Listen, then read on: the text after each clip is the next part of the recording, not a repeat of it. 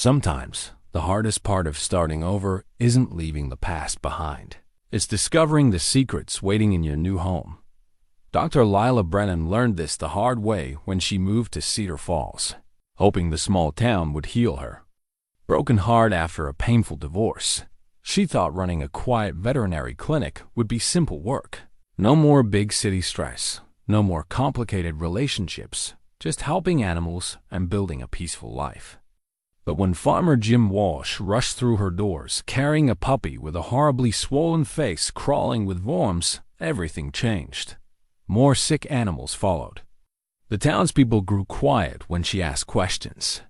Her predecessor had warned her about stirring up old troubles, but Lila couldn't ignore what she was seeing. Something was poisoning the animals in Cedar Falls, and the truth was buried deeper than anyone wanted to admit. What dark secret was this perfect little town hiding?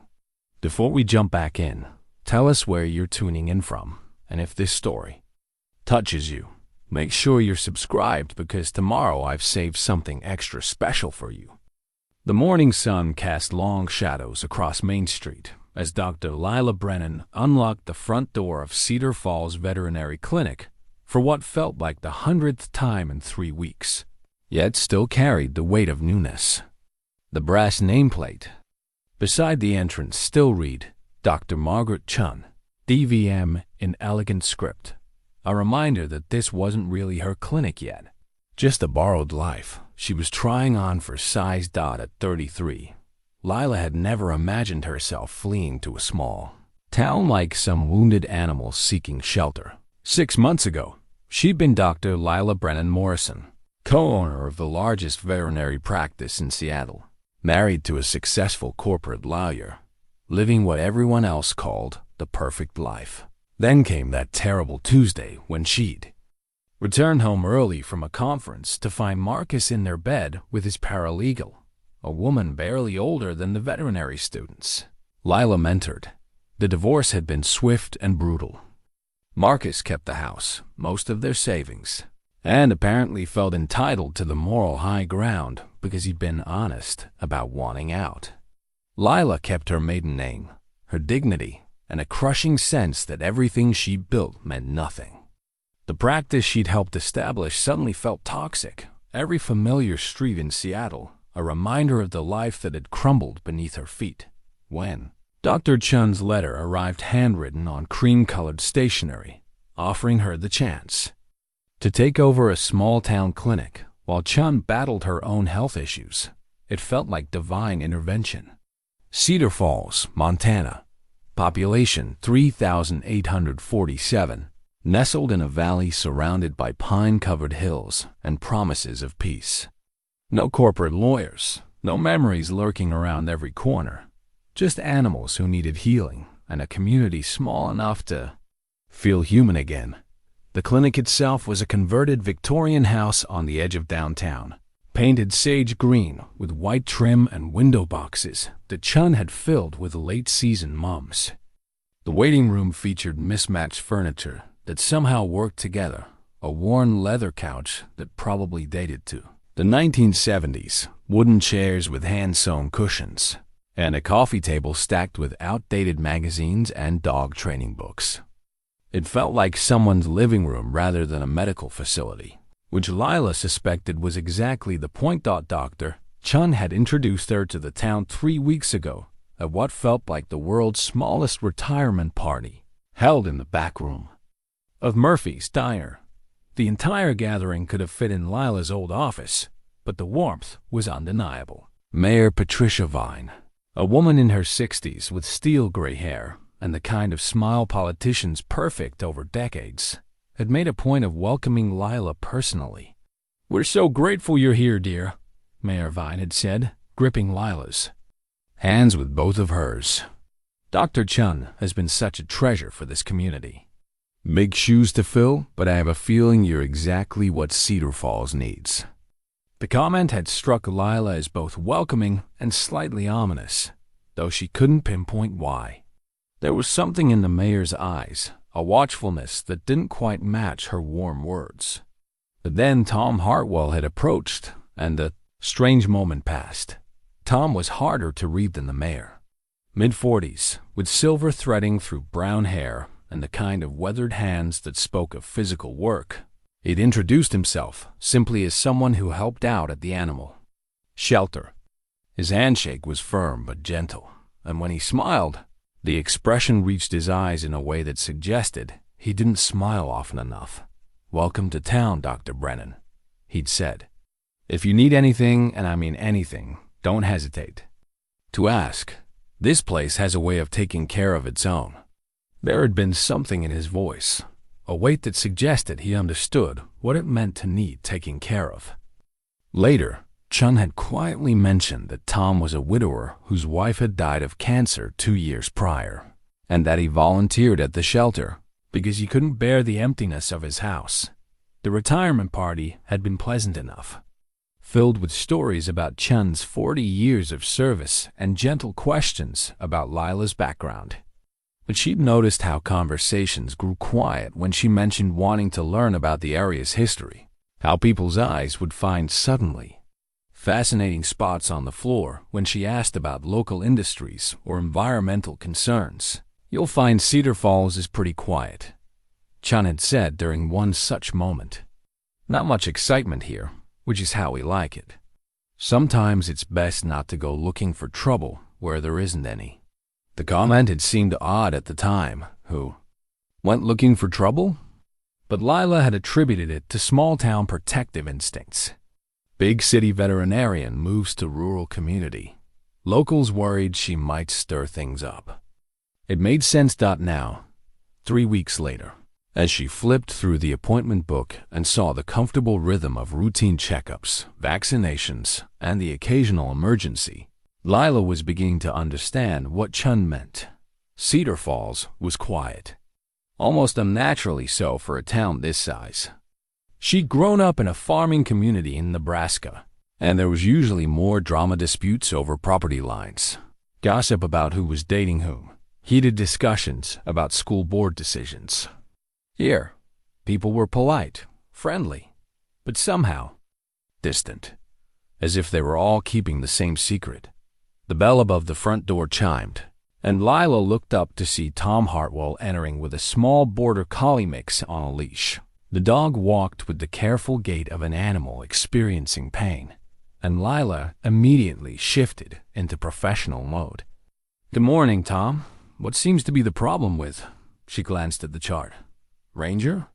"Hip issues," Tom said, his voice carrying the quiet concern of someone who understood animal suffering. "He's been favoring his left side for about a week now. I've been giving him some of those joint supplements, but I thought you should take a look." As Lila examined the dog, running her hands along his spine and hips, she found herself stealing glances at Tom. There was something steady about him that she'd been missing without realizing it. Marcus had been all nervous energy and ambition, checking his phone during dinner, taking calls during their rare quiet moments. Tom seemed like someone who understood the value of stillness. "Mild arthritis," she diagnosed, scratching Ranger behind the ears. "Nothing serious, but we'll want to manage it before it gets worse. I can prescribe some anti-inflammatory medication, and there are some exercises that might help." "Whatever he needs," Tom said immediately. "This old boy has been my companion since Sarah passed. Can't have him hurting if there's something we can do about it." The mention of his late wife hung in the air between them. Lila had learned enough about small towns to know that grief was often a private matter, not something to be prodded at by newcomers. But something in Tom's expression suggested he wanted to say more. "I lost someone too," she said quietly, not sure why she was sharing. "Different circumstances, but I understand what it's like when the life you planned just stops." Tom's eyes met hers, and for a moment, the professional distance of their relationship shifted. Divorce? The kind where you discover your entire marriage was a lie, Lila said, then immediately regretted the bitterness in her voice. "Sorry, that's more information than you needed. Sarah always said that healing happens when we stop pretending everything's fine," Tom replied. Took me 2 years to realize she was right about that too. The moments stretched between them, comfortable, in a way that surprised Lila. She'd forgotten what it felt like to talk to someone who understood loss without trying to fix it or rush past it. "Would you like some coffee?" she asked impulsively. "I made way too much this morning, and I could use the company." Tom's smile was small but genuine. "I'd like that." As they sat in the clinic's small break room, sharing coffee and comfortable silence, Lila felt something she hadn't experienced in months. Peace. Maybe Chun had been right about Cedar Falls. Maybe quiet was exactly what she needed.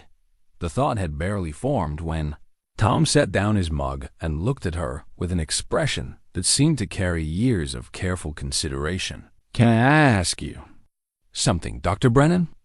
And feel free to tell me it's none of my business." "Lila," she corrected. "And go ahead. You seem like someone who pays attention to details. Have you noticed anything unusual since you've been here?" "About the animals, I mean." The question caught her off guard. "Unusual how?" Tom was quiet for a long moment, as if weighing how much to say. Sarah used to keep track of things. Animals that got sick, patterns, she noticed. She had a good eye for that kind of thing, better than most people gave her credit for. Before she got sick herself, she mentioned seeing some concerning trends. What kind of trends? Higher than normal cancer rates in pets. Unusual parasitic infections. Things that made her wonder if there might be an environmental cause. He paused, studying her face. Dr. Chun shut down that line of thinking pretty quickly. Said it was dangerous to speculate without evidence. Lila felt a chill that had nothing to do with the autumn air. "And you think Chun was wrong to discourage investigation?" "I think Chun was scared," Tom said quietly. "And I think maybe she had good reason to be." Before Lila could ask what he meant, the front door chimed again, and they heard someone calling her name urgently. Tom was already on his feet, recognizing the voice. "That's Jim Walsh," he said. "Something's wrong." They rushed to the front office to find a man in his 60s, weathered and clearly panicked, holding a small bundle wrapped in a towel. Even from across the room, Lila could smell the sickness. "Dr. Brennan, thank God you're here," Jim said, his voice shaking. "It's my puppy. Something's terribly wrong." Lila took the bundle and carefully pulled back the towel, then had to suppress a gasp. The puppy, no more than 12 weeks old, had a face so grotesquely swollen it was barely recognizable as a dog. Worse, she could see movement beneath the skin, the unmistakable writhing of parasitic worms. "When did this start?" she asked, already moving toward the examination room. "Yesterday morning he was fine," Jim said, following her. By evening, his face was starting to puff up. "This morning, he looked like this, and I could see things moving under the skin." As Lila examined the puppy more closely, her veterinary training kicked in, but part of her mind was reeling. In 15 years of practice, she'd never seen parasitic infestation this severe in such a young animal. The pattern of swelling, the type of larvae she could observe, this wasn't natural. This was the result of massive environmental contamination. Behind her, she heard Tom's sharp intake of breath. "Jesus," he whispered. "It's just like Sarah said it would be." Lila looked up from the examination table to find both men staring at her with expressions that mixed hope and fear in equal measure. Jim was clearly desperate for her to save his puppy. Tom was looking at her as if she were the answer to a question he'd been afraid to ask for 2 years. "Can you fix him, Doc?" Jim asked. Lila looked down at the suffering animal, then back at the two men whose faces held so much more than concern for one sick puppy. Something was happening in Cedar Falls. Something that went far beyond a single case of parasitic infection. And somehow, she was being asked to be the person who would figure out what it was. She thought about Dr. Chun's warnings about stirring up trouble, about Mayor Vine's careful welcome, about the way conversations went quiet when she asked Wrong questions. Then she looked at the puppy again and made her decision. "I'll do everything I can," she said.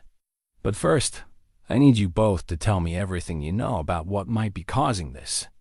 The look that passed between Tom and Jim told her she'd just crossed a line she hadn't even known existed. But as she watched the two men come to some kind of silent agreement, Lila realized she'd also just found the first real clue to whatever secret Cedar Falls had been keeping in her hand. She held Dr. Chun's appointment book, and for the first time since arriving, she noticed something she'd missed before. In the margins of several pages, in Chun's careful handwriting, were small notations: unusual symptoms, environmental concern, and most telling of all, see hidden files desk drawer, false bottom. The puppy whimpered in her arms, and Lila knew her quiet new life was about to become very complicated indeed. The puppy died despite Lila's best efforts. She'd worked for 6 hours straight, administering anti-parasitic medications, 4 fluids, and every treatment protocol she could think of, but the infestation was too severe. The larvae had caused massive tissue damage, and the little animal's system simply couldn't recover. Jim Walsh had wept openly when she delivered the news. This weathered farmer reduced to tears over a 12-week-old dog. "He was for my granddaughter," Jim had said through his grief. "She's been asking for a puppy for 2 years. I finally found one I thought was perfect." Tom had stayed throughout the ordeal, helping where he could and providing quiet support to both Jim and Lila. After Jim left with his tragic bundle, Tom helped clean the examination room in contemplative silence. "This isn't normal," Lila finally said, stripping off her surgical gloves. "I've never seen parasitic infestation this aggressive in such a young animal." The larvae were multiple species, which suggests massive environmental exposure rather than typical transmission. "How massive?" Tom asked. "The kind that comes from contaminated water sources or soil. This puppy was exposed to something toxic, probably from birth." She paused, thinking through the implications. "Tom, you said your wife noticed patterns. What kind of patterns?" Tom sat down heavily in one of the plastic chairs, suddenly looking older than his mid-40s. Sarah documented everything. She had this spiral notebook where she'd write down every sick animal she encountered, our own pets, neighbors' animals, even wildlife she'd find in the woods. Over the course of about 18 months before she got sick herself, she recorded 43 cases of unusual cancers, parasitic infections, or unexplained deaths. 43 cases? In a town this size? Lila felt a chill run down her spine. That's statistically impossible unless there's a common cause. That's what she thought too. She started asking questions, researching possible environmental factors. She even went to the library to look up historical records about local industries. And what did she find? Tom's expression darkened. That's when people started discouraging her research. Dr. Chun told her she was becoming obsessive. That grief over her cancer diagnosis was making her see problems where none existed. Mayor Vine suggested Sarah focus on her treatment rather than stirring up unnecessary worry in the community. But she didn't stop. Not Sarah. She was a teacher before she got too sick to work, and teachers don't give up when they smell a cover-up. She kept digging until she found something that scared her enough to hide her research. Before Lila could ask what Sarah had discovered, the clinic door chimed again. This time, it was Martha Holbrook, an elderly woman from the outskirts of town, carrying a cat carrier. "Dr. Brennan," Martha called urgently. "Please, you have to help Princess. She woke up this morning, and her face is all swollen, just like Jim. Walsh's puppy was yesterday." Lila's stomach dropped.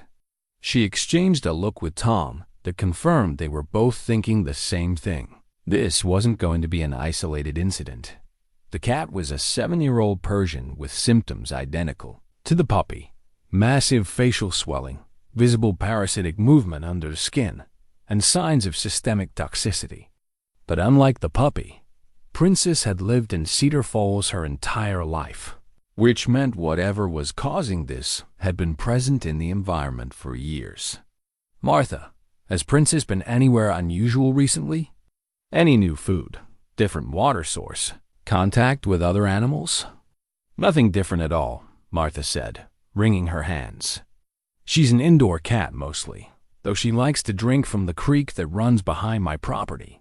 She's done that for years without any problems. Which creek? Tom asked, and Lila heard tension in his voice. Miller Creek runs down from the hills, past the old Meridian property, and through my land before joining the main river. The name Meridian hit Lila like a physical blow. Even in Seattle, she'd heard of Meridian Chemical Company, a mid-sized corporation with a history of environmental violations and costly cleanup operations. She'd never connected them to Cedar Falls. Meridian has a facility here? She asked, trying to keep her voice neutral. Martha and Tom exchanged a look that spoke volumes. Had, Martha corrected. Big chemical plant up on the North Ridge. Closed down in the late 80s after some kind of accident. Been empty ever since. What kind of accident? This time, the silence stretched long enough to become uncomfortable. Finally, Tom spoke up. That's one of the things Sarah was researching when she got sick. She found some old newspaper articles, but the details were pretty vague. Something about a containment breach, emergency cleanup, and a settlement with the state. Lila looked down at Princess, who was responding slightly better to treatment than the puppy had, but still showed signs of severe systemic poisoning. 2 animals in 2 days with identical symptoms, both connected to water sources that ran past an old chemical facility. The pattern was becoming impossible to ignore. Martha, I'm going to do everything I can for Princess, but I need to ask you something important. Have you noticed any other animals in your area showing unusual symptoms? Any wildlife deaths, sick livestock, anything out of the ordinary? Martha's face crumpled. My neighbor's dairy cows have been getting these awful skin lesions. Started about 6 months ago. The vet from Billings said it was some kind of fungal infection, but the treatments aren't helping. And I found 3 dead raccoons by the creek last week. Just lying there like they'd all died at the same time. Did you report the wildlife deaths? To who? Sheriff's Department said dead raccoons aren't their problem. Fish and wildlife never called back. Martha's voice carried the frustration of someone who tried to do the right thing and been ignored. Honestly, Dr. Brennan, I was starting to think I was imagining things until I heard about Jim's puppy. As Lila continued treating Princess, her mind was racing through the implications. Environmental contamination affecting multiple species across a wide area, authorities dismissing concerns, and a community that seemed conditioned to not ask too many questions. She thought about Dr. Chun's retirement party, the careful way. People had avoided certain topics, the mayor's watchful smile. When her phone rang, she almost ignored it, but the caller ID showed her ex-husband's number. Against her better judgment, she answered. Marcus, this really isn't a good time. Lila, thank God. I've been trying to reach you for days. Listen, I know how things ended between us, but I've been doing a lot of thinking. I said this isn't a good time.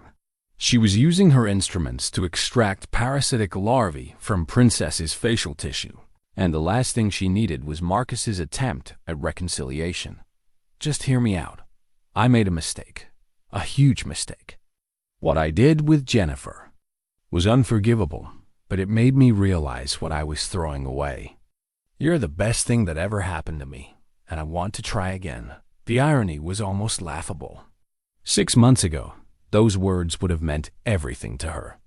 Now, standing in a small-town veterinary clinic, fighting to save an animal, poisoned by decades of corporate negligence, his plea felt like background noise. Marcus, I'm in the middle of treating a critically ill patient. I'll have to call you back. Lila, wait. She hung up and turned back to Princess, whose condition was stabilizing but remained serious. Tom had been listening to her side of the conversation with polite disinterest, but she saw something like understanding in his eyes. Ex-husband? He asked. Ex-husband who apparently had an epiphany about our relationship's value after he destroyed it. She continued working on Princess, finding the clinical focus soothing after the emotional chaos of Marcus's call. Some people only appreciate what they have after it's gone, and some people spend so long looking backward they miss what's right in front of them, Tom said quietly. Their eyes met across the examination table, and Lila felt that same shift she'd experienced earlier, a sense that they were understanding each other on multiple levels, simultaneously. The moment was interrupted by Martha's gasp. Dr. Brennan, look at her face.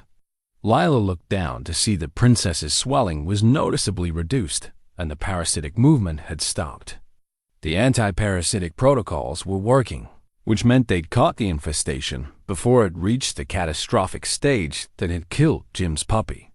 She's going to be okay, Lila announced, and felt a rush of relief that was probably visible on her face. Thank you, Martha said, tears in her eyes. I don't know what I would have done if I'd lost her too. As Martha arranged for Princess to stay overnight for observation, Lila found herself staring at the wall map of Cedar Falls that Dr. Chun had hung behind the reception desk. She could see Miller Creek marked in blue, winding down from the hills and past what the map labeled simply as Meridian Industrial Complex Closed. Tom, she said quietly, I need to see Sarah's research. He nodded as if he'd been expecting the request. I was hoping you'd say that. But Lila, he used her first name naturally now, and she noticed. Once you see what she found, there's no going back to quiet small-town veterinarian. Are you ready for that? Lila thought about the dying puppy, Princess's near-fatal poisoning, the dead raccoons Martha had mentioned, and the careful silence that seemed to surround certain topics in Cedar Falls. Then she thought about Marcus's phone call and realized that her old life, the life where she avoided complications and let other people make the hard decisions, was already over. I'm ready, she said. Show me what Sarah found. As they left the clinic together that evening, Lila caught her reflection in the front window. 3 weeks ago, she'd been a woman fleeing her past, seeking nothing more than a peaceful place to heal. Now she looked like someone who'd found a purpose worth fighting for. She had no idea how dangerous that fight was about to become. Sarah Hartwell's medical records told a story that made Lila's chest tight with recognition and anger. Tom had brought them to his house, a modest 2-story craftsman on Elm Street with a wraparound porch and overgrown garden that spoke of a man too grieved to maintain beauty. Inside, the rooms felt suspended in time, as if Sarah might return from an errand at any moment. Her books still lined the shelves, her reading glasses sat folded on the coffee table, and a half-finished crossword puzzle lay open beside a cup that probably hadn't been moved in 2 years. I know I should pack things up, Tom said, noticing Lila's gentle survey of the space. People keep telling me it's not healthy to live in a museum, but every time I try to box something up, it feels like I'm erasing her all over again. There's no timeline for grief, Lila said, settling into the chair Tom indicated. Take all the time you need. The medical files were spread across the dining room table in careful chronological order. Sarah's precise teacher handwriting, evident in the margin notes she'd made throughout her treatment. What emerged from the documentation was a timeline that matched perfectly with Lila's growing suspicions about environmental contamination. Sarah had been diagnosed with a rare form of liver cancer in March 2021. According to her oncologist's notes, the cancer was aggressive and highly unusual for someone with no family history of the disease and no obvious risk factors. But it was Sarah's own research, tucked between the official medical documents, that revealed the true scope of what they were dealing with. She started keeping track of diagnoses after her own, Tom explained, pointing to a hand-drawn chart. Every person in Cedar Falls who'd been diagnosed with cancer in the previous 5 years. The chart was meticulous and heartbreaking. 47 names, ages ranging from 28 to 74, diagnosed with various cancers between 2017 and 2022.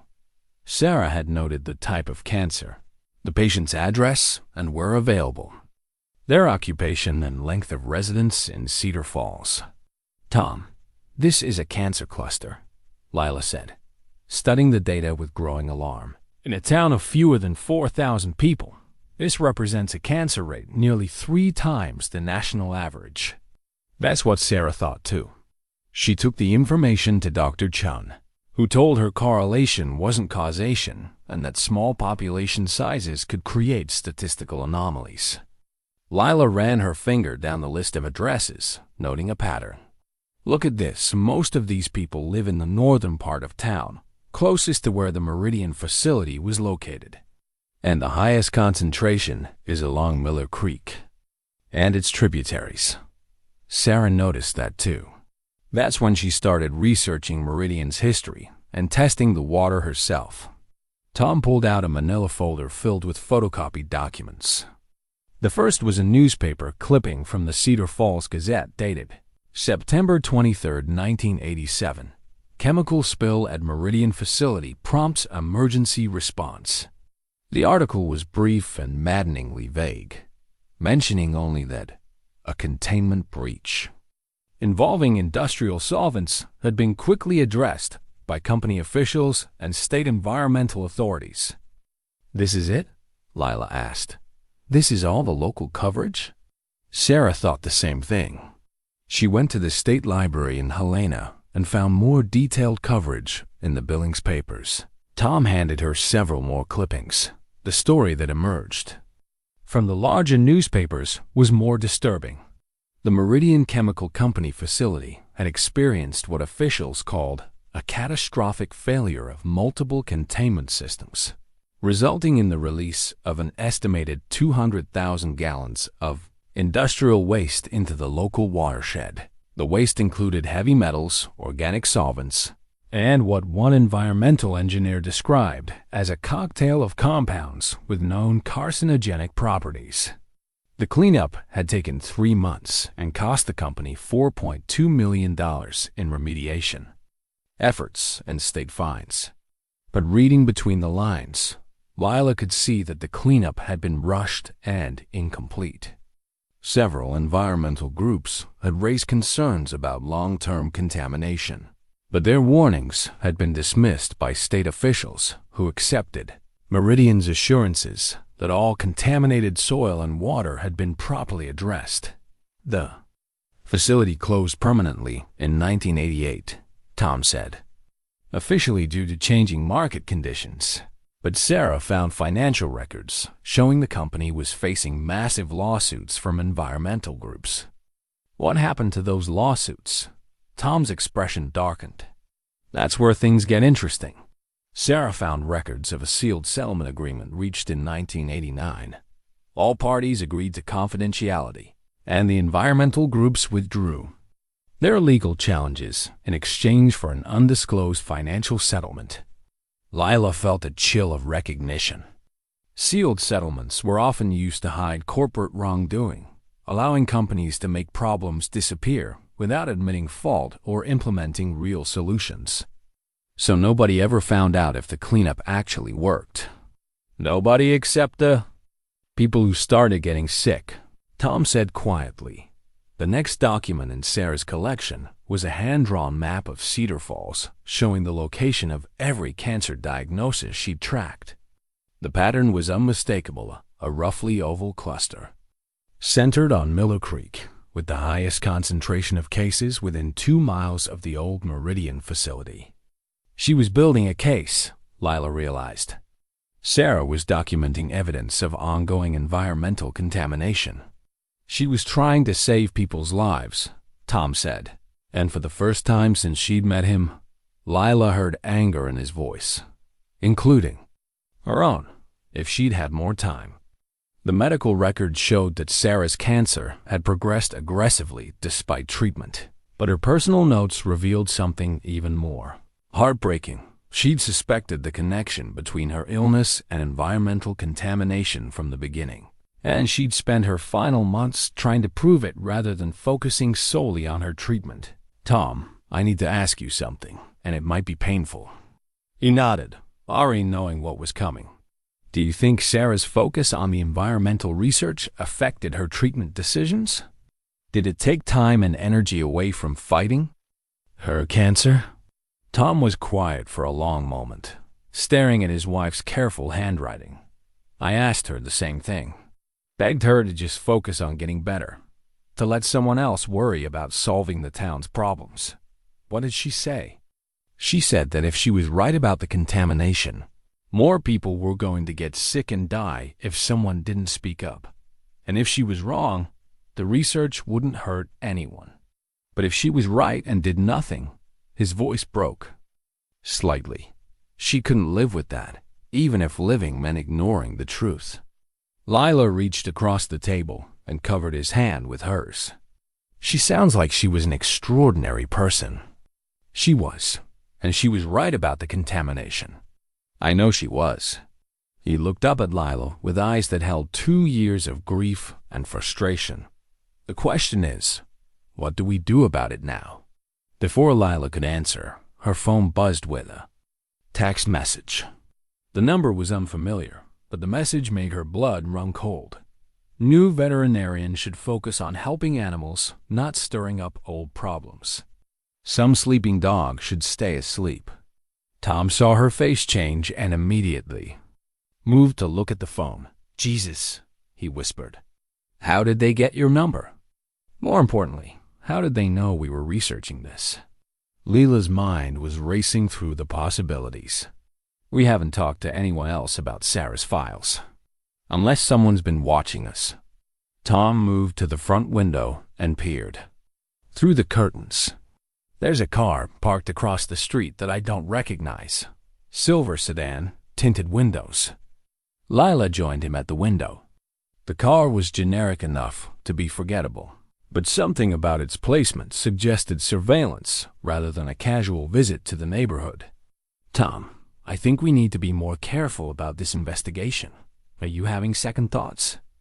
Lila looked down at Sarah's medical records, at the chart showing 47 cancer cases, at the map documenting a clear pattern of environmental illness.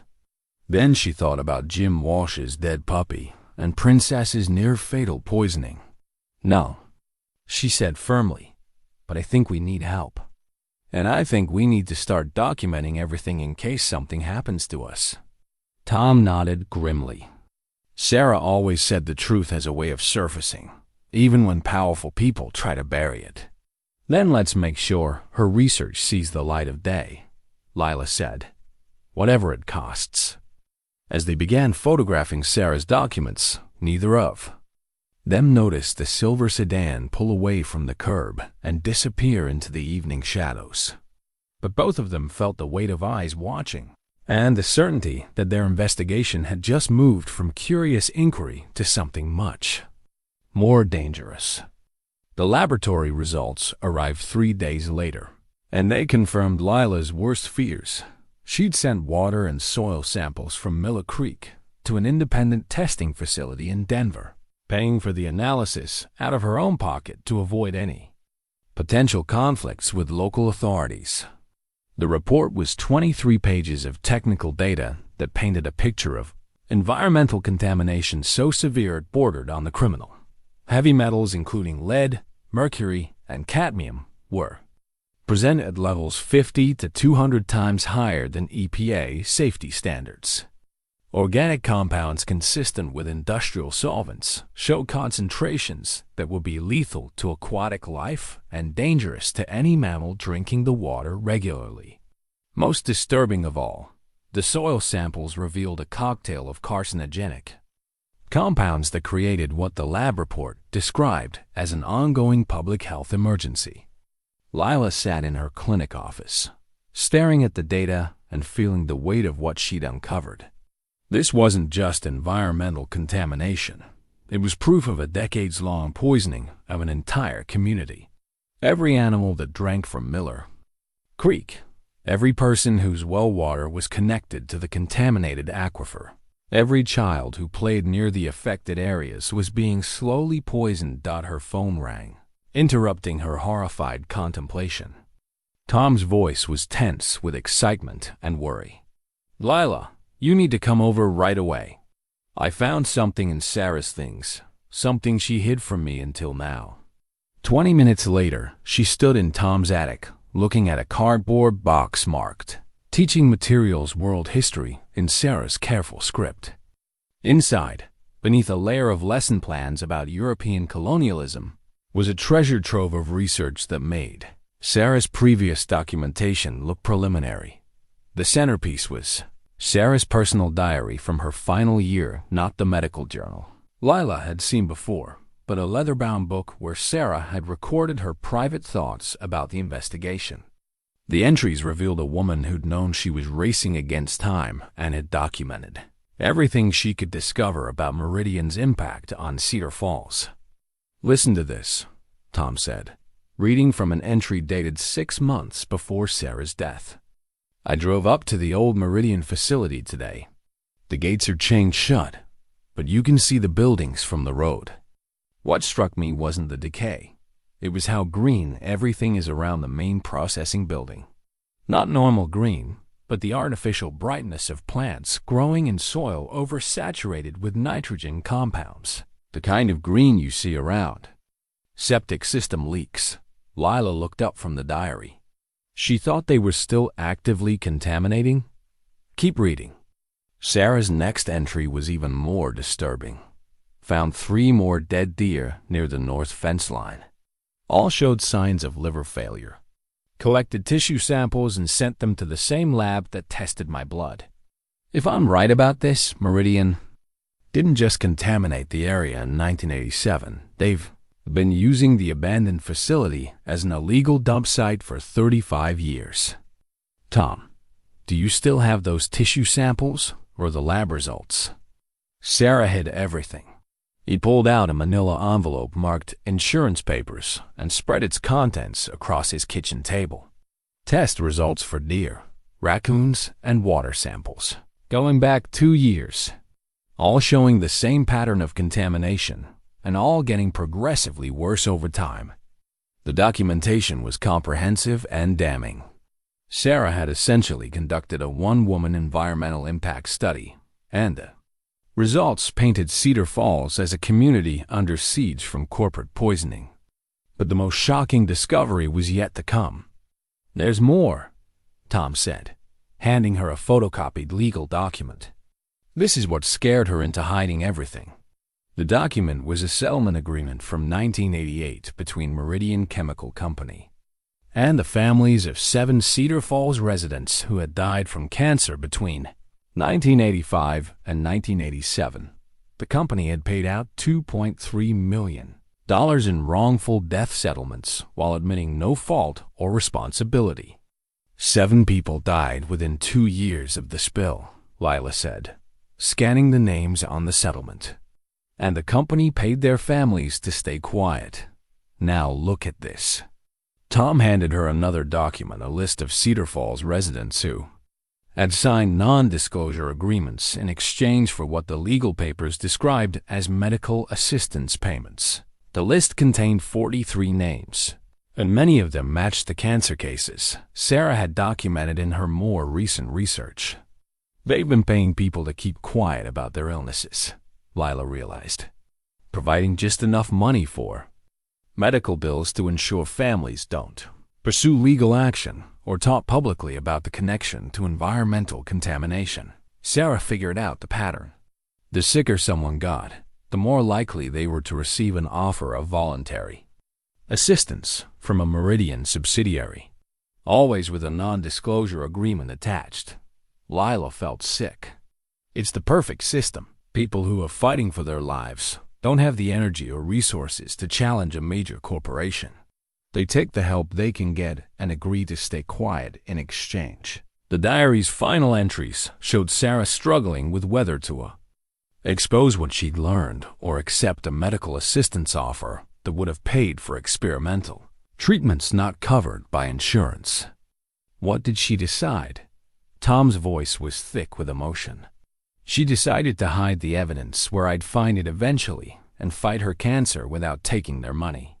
She said she couldn't live with herself if she took payment for her own silence while other people continued to get poisoned. The weight of Sarah's sacrifice hung heavy in the room.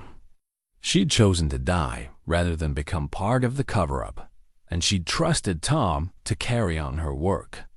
Tom, we have to be very careful about how we proceed. This evidence could destroy Meridian, which means they'll do anything to prevent it from becoming public. As if summoned by her words, Tom's doorbell rang. Through the front window, they could see Mayor Patricia Vine standing on the porch with what appeared to be an official envelope in her hands. Dr. Brennan, the mayor called through the door. I know you're in there. I have some important information about your veterinary license that we need to discuss immediately. Tom and Lila exchanged looks of alarm. Somehow, their investigation had already drawn official attention. What do we do? Tom whispered. Lila looked at the spread of evidence covering his kitchen table proof of decades of corporate poisoning, illegal dumping, and systematic silencing of victims. Then she thought about Jim Walsh's dead puppy, Princess's near-fatal poisoning, and the 47 cancer cases documented in Sarah's research. We answer the door, she said firmly. But first, we photograph everything and hide the originals. Somewhere they can't be destroyed. As Mayor Vine knocked again, more insistently this time, Lila realized their quiet investigation had just become a very public confrontation. Sarah Hartwell's diary had provided them with the evidence they needed to expose Meridian's crimes, but it had also painted a target on both their backs. The war for Cedar Falls truth was about to begin in earnest. Mayor Patricia Vine's smile was as sharp as broken glass as she stepped into Tom's living room, her eyes immediately scanning for evidence of their investigation. The official envelope in her hands bore the seal of the Montana Board of Veterinary Medicine, and Lila's heart sank as she recognized the implications. Dr. Brennan, the mayor said, settling uninvited onto Tom's couch. I'm afraid we have a serious problem. I've received multiple complaints about your veterinary practices since you arrived in Cedar Falls. What kind of complaints? Lila asked, though she already suspected the answer.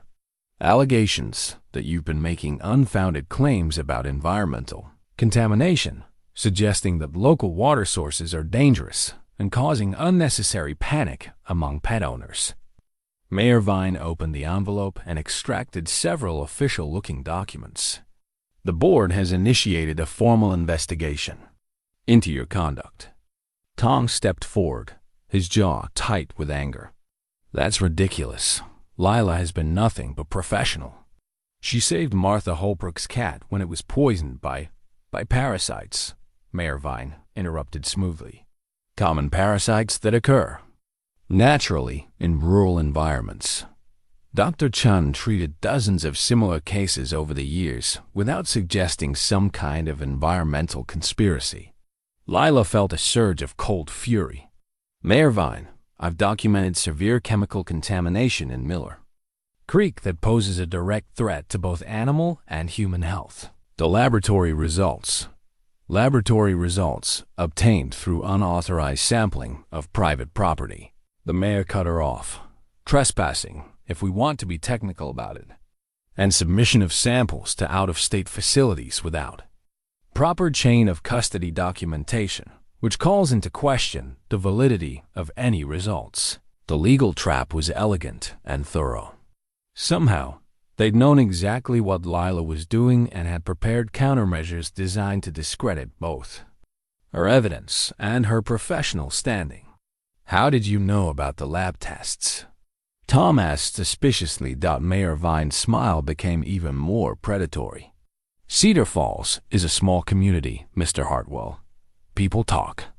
And when someone starts making serious accusations that could damage our town's reputation and economic stability, concerned citizens tend to reach out to their elected officials. Which concerned citizens? Lila demanded. That's confidential, of course. But I can tell you that several prominent business owners are worried about the impact of unfounded environmental claims on property values and tourism. Cedar Falls has worked very hard to establish itself as a clean, safe destination for outdoor recreation. The irony was staggering. The town was actively covering up environmental contamination to preserve an image of cleanliness that was literally poisoning its residents. Mayor Vine, people are getting sick, Lila said, trying to keep her voice level.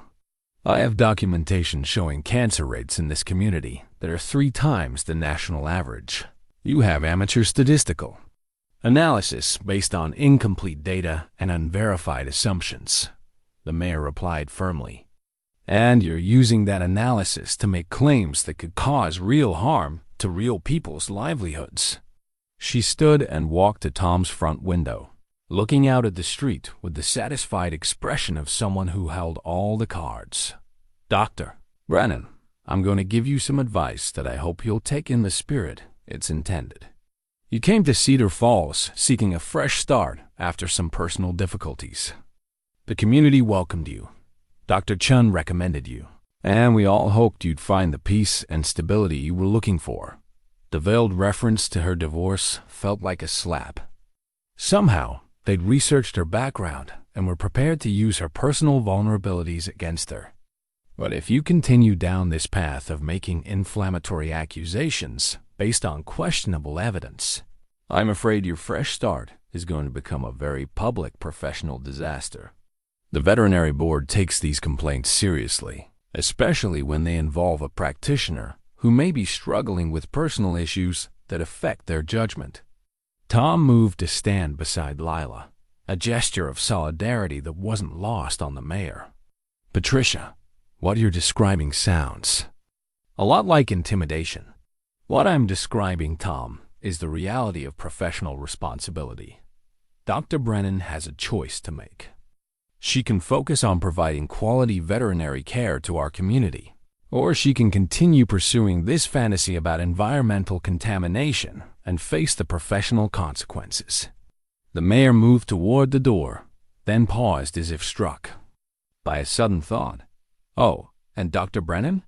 Your lease agreement for the clinic building comes up for renewal next month. The property owner will be making decisions based on feedback from community leaders about tenant suitability. I'd hate to see you lose your practice location over a misunderstanding. After she left, Tom and Lila sat in stunned silence. The threat had been delivered with political polish, but its meaning was crystal clear. Stop investigating or lose everything. They've thought of everything, Lila said finally. Professional complaints, lease pressure, legal challenges to our evidence.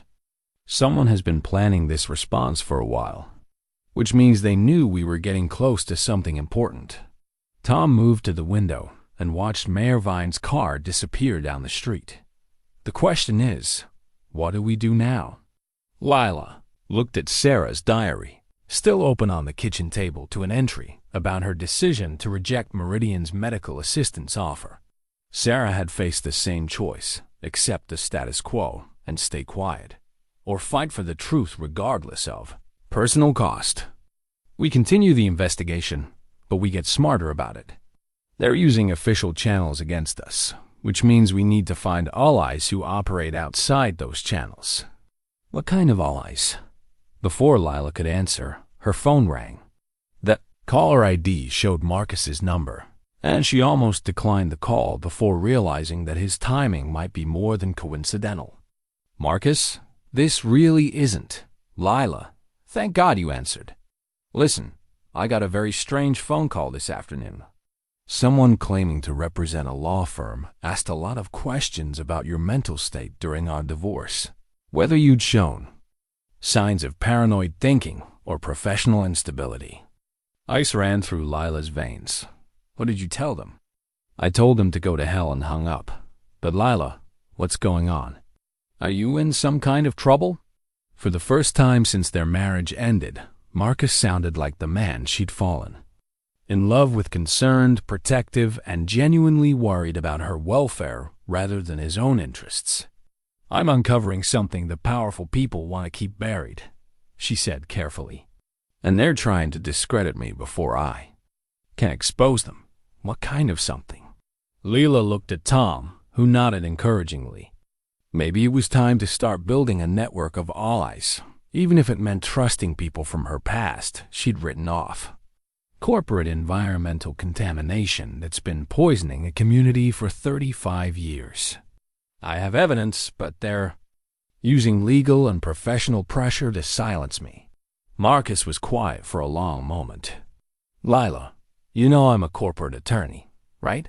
This is exactly the kind of case I've been defending companies against for 15 years. I know. That's why I wasn't going to tell you. No, you don't understand. I've been defending companies against these kinds of allegations, which means I know exactly how they operate and what tactics they use to silence whistleblowers. His voice carried an intensity she hadn't heard in years. And if what you're describing is real, then I've been on the wrong side of this fight my entire career. The admission hung between them like a bridge across the wreckage of their marriage. Are you offering to help? She asked. I'm offering to make up for 15 years of being part of the problem, if you'll let me.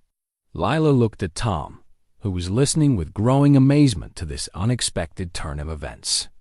Marcus, if you really want to help, I need someone who understands corporate legal strategies and can help us build a case that won't get thrown out on technicalities. Send me everything you have, and Lila, be careful.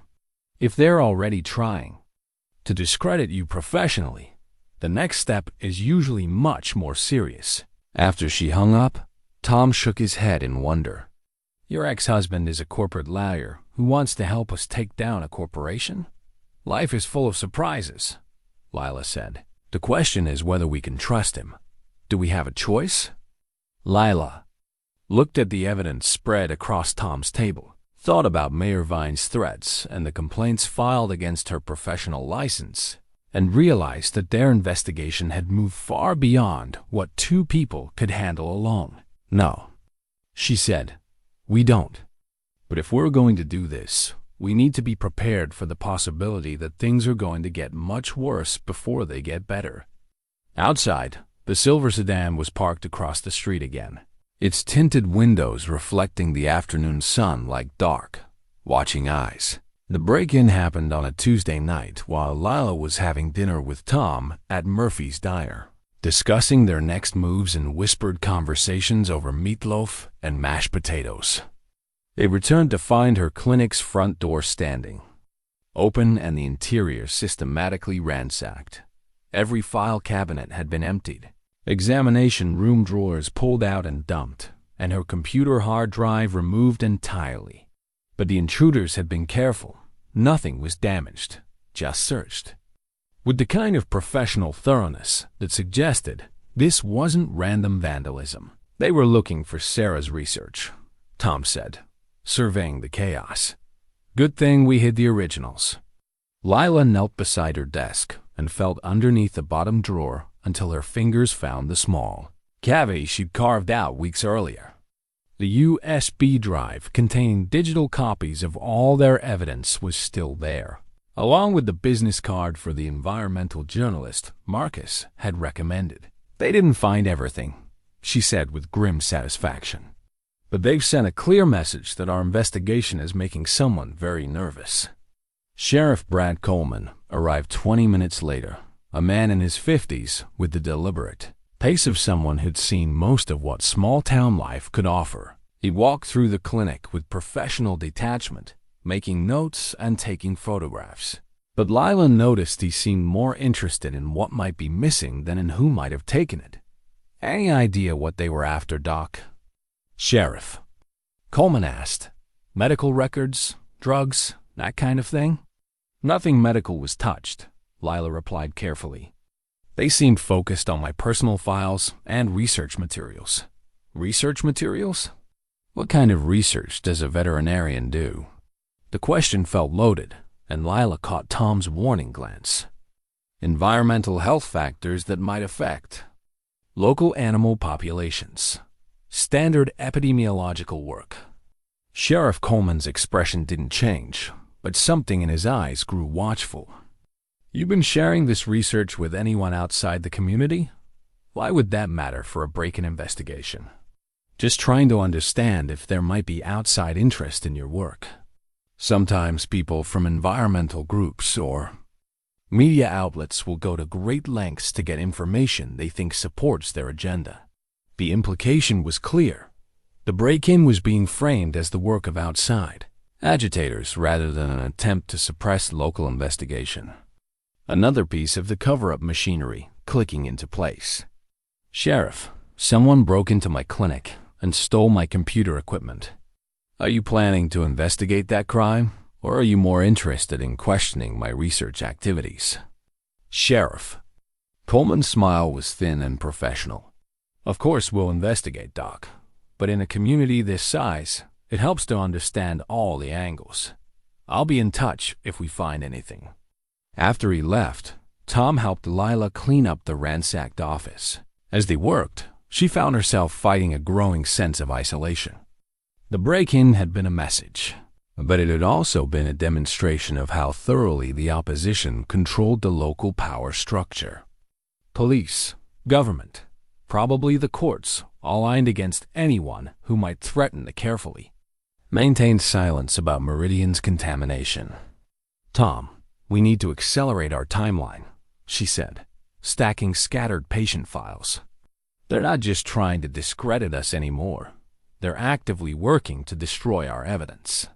"What do you have in mind?" Before she could answer, her phone buzzed with a text from Marcus. "Reviewed the materials you sent. This is bigger than corporate negligence. It's criminal conspiracy. Need to talk ASAP." They drove to Tom's house to make the call, checking carefully for surveillance vehicles before going inside. Marcus answered on the first ring, and his voice carried an urgency that cut through their long history of personal conflict. "Lila, what you've uncovered isn't just environmental contamination. It's systematic criminal activity spanning 3 decades. The pattern of payoffs, non-disclosure agreements, and evidence suppression constitutes racketeering under federal law." Racketeering? Using intimidation and fraud to cover up ongoing criminal activity. If we can prove that Meridian has been actively dumping chemicals while paying people to stay quiet about health effects, we're talking about federal charges that could put executives in prison for 20 years. Tom leaned closer to the phone. "What kind of proof would we need?" "We need evidence of ongoing contamination, not just historical dumping. And we need documentation of the systematic cover-up, the payoffs, the intimidation, the suppression of evidence. What you have so far is compelling, but we need something that shows current criminal activity." Lila thought about the laboratory. Results showing progressive contamination. Sarah's documentation of recent animal deaths, and the threatening messages she'd been receiving. How do we get that kind of evidence without getting ourselves killed? Very carefully, and with federal protection. Marcus paused, and when he spoke again, his voice carried the weight of someone making a career-defining decision. "Lila, I've been on the wrong side of cases like this for 15 years. I've helped corporations silence people just like you, and I've told myself it was just business. But if I'm going to help you now, I need to do it right." "What does that mean?" "It means I'm going to call in some favors with the FBI's Environmental Crimes Unit. And it means I'm going to resign from my firm tomorrow because there's no way to represent you while maintaining my current client relationships." The magnitude of what Marcus was offering hit Lila like a physical blow. He was destroying his own career to help her expose the truth about Cedar Falls. "Marcus, you don't have to." "Yes, I do. Because you were right about everything that mattered, and I was too arrogant and selfish to see it until now." This is my chance to finally be the man you thought you were marrying." The conversation ended with plans for Marcus to drive to Cedar Falls the following weekend, bringing federal contacts and legal resources that might level the playing field against Meridian's institutional power. After they hung up, Tom and Lila sat in his kitchen sharing a bottle of wine and contemplating the escalation their investigation had just undergone. "Are you ready for this to become a federal case?" Tom asked. "Once we involve the FBI, there's no going back to quiet small-town life." Lila thought about Sarah's diary, about the 47 cancer cases documented in her research, about Jim Walsh's dead puppy and Princess's near-fatal poisoning. Then she thought about the break-in at her clinic and Sheriff Coleman's obvious reluctance to investigate local power structures. "Tom, I didn't come to Cedar Falls looking for a crusade. I came here looking for peace. But sometimes peace isn't possible until you fight for justice. And sometimes fighting for justice means giving up any hope of a simple life. Are you having second thoughts?" Tom reached across the table and took her hand, his thumb tracing across her knuckles with a gentleness that made her heart skip. "Not about the investigation. But I need you to know that whatever happens with Meridian, whatever complications come from involving federal authorities, I don't want to lose what we've found together." The admission hung between them like a bridge across the growing chaos of their situation. Somewhere in the midst of uncovering corporate crimes and battling institutional corruption, they'd fallen in love, and now they had to figure out how to protect that fragile new connection, while fighting a war against opponents who'd already shown they'd do anything to preserve their secrets. "You won't lose me," Lila said quietly. "But we might both have to become different people to survive what's coming." Outside, the silver sedan was parked under a streetlight, no longer trying to hide its surveillance. The message was clear. They were being watched, their every move monitored by people who had the resources and ruthlessness to destroy anyone who threatened their interests. The quiet investigation that had started with a sick puppy was about to become a very public battle for the soul of Cedar Falls. And Lila was beginning to understand that some truths could only be exposed by people willing to risk everything to bring them to light. The town meeting was scheduled for Thursday evening in the Cedar Falls Community Center, and by Wednesday afternoon, it was clear that Mayor Vine had orchestrated a carefully planned public relations campaign designed to discredit Lila's environmental concerns. Once and for all. Flyers appeared throughout town describing the meeting as an opportunity for concerned citizens to address harmful rumors about our community's environmental safety. Local business owners received phone calls encouraging their attendants to show support for Cedar Falls' economic interests. The weekly newspaper ran a front-page editorial questioning the motives of outsiders who spread fear for personal gain. Lila spent Wednesday evening preparing her presentation, organizing Sarah's research and the laboratory results into a coherent case for immediate environmental investigation. But as she worked, she couldn't shake the feeling that she was walking into a trap designed to destroy her credibility and end her investigation permanently. Thursday evening, the community center was packed beyond capacity, with an overflow crowd spilling onto the sidewalk outside. Lila recognized many faces from her 3 months in Cedar Falls, but the expressions looking back at her ranged from concerned to openly hostile. Mayor Vine had done her work well.